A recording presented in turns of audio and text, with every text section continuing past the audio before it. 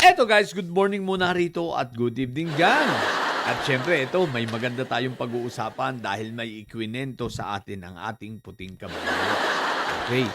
Ayon sa ating puting kabayo, itong si Manscarpio ay ano na naman, nataranta na naman. Bakit? Bakit nataranta na naman at nag-alumpihit na naman ang puwit nito? Aba. Isipin ninyo ha, di ba may kaso na siya sa ombudsman, yung mga isinampang kaso nito ni Sentry about sa plunder, no? Tsaka kasama niya si Iyotman. Okay? Eto guys ha, ayon sa ating puting kabayo, nagsalita kasi ito si ombudsman na muli nilang bubuksan yung kaso nitong si Manscarpio at kaso nila Taguba. Pabubuksan, guys. No? Ito ay yung regarding pa rin dito sa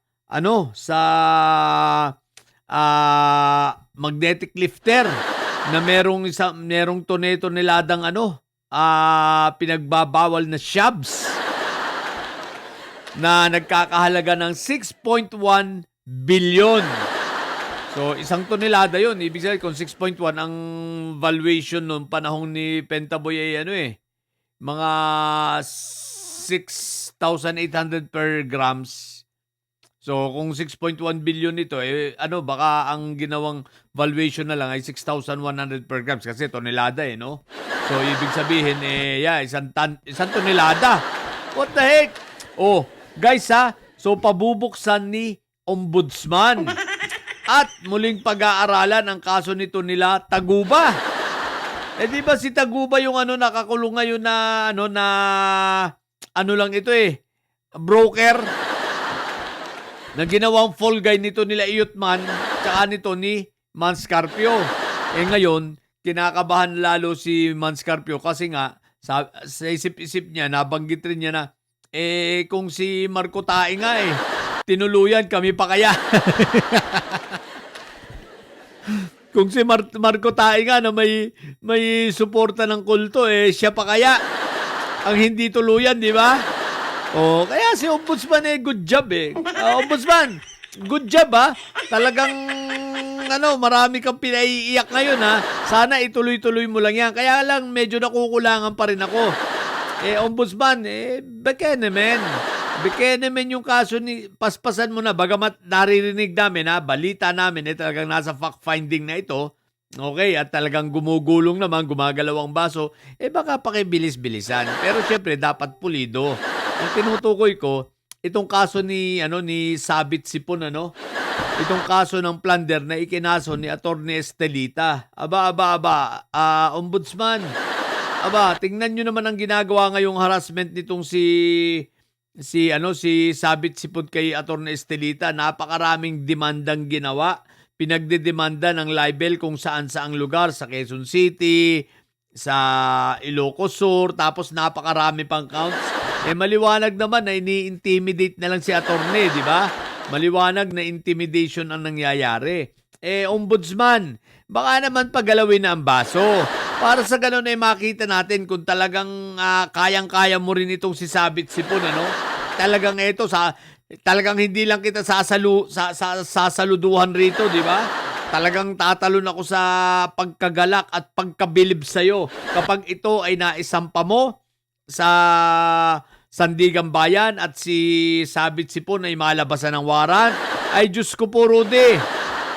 Bagamat siyempre, expected na natin na pag nalabasan ng warrant yan at pag naisampa ninyo sa Sandigan Bayan, Ombudsman, tapos malabasan ng warrant itong si Sabit Sipon, expected namin na yan ay na yan ay magne-neck brace na. May baon na rin yung wheelchair, tapos bigla yung magkakasakit ng pneumonia. Tapos magkakaano pa yan. Maraming lalabas ang lahat ng sakit niyan. May sakit sa bato, may diabetes. Tapos yung sasabihin niya, laging sasakit yung puso niya, yung opera niyan sa puso. Sasakit yun at magre-request na yan ng house arrest. Bahala na ang Sandigan Bayan doon. Pero ang taong bayan parang hindi papayag ng house arrest yan, no? Dapat lang makulong yan, nayupak niya. So so aabangan namin. Kaya galaw-galaw ombudsman, pero good job ito dahil ano, yung pagkakasabi mo na muli mong patitingnan 'yan at pabubuksan, titingnan niyo at muli niyong pag-aaralan, pinagalaw niyo na naman yung puwit ni Manscar. Pinagalaw niyo na naman, nakakapahinga na nga ng ilang buwan, 'di ba? Pahinga na nga siya, at ngayon, pinagalaw niyo na naman. Sabagay, kumbaga pinaghahandaan rin niya dahil anytime soon, 'pag dumating na dun sa anong tawag dito, sa impeachment trial dito, 'pag nandun na sa article na, unexplained wealth, 'di ba? Mapapatawag din naman siya ron, sigurado. Alumpihit rin siya ron. Kaya lang, inunahan mo. Masyado mo namang pinaaga. So, so yun lang. What the heck? So, yun lang So, congratulations uli, Manscarpio Talagang ginagalit ka ni Ombudsman What the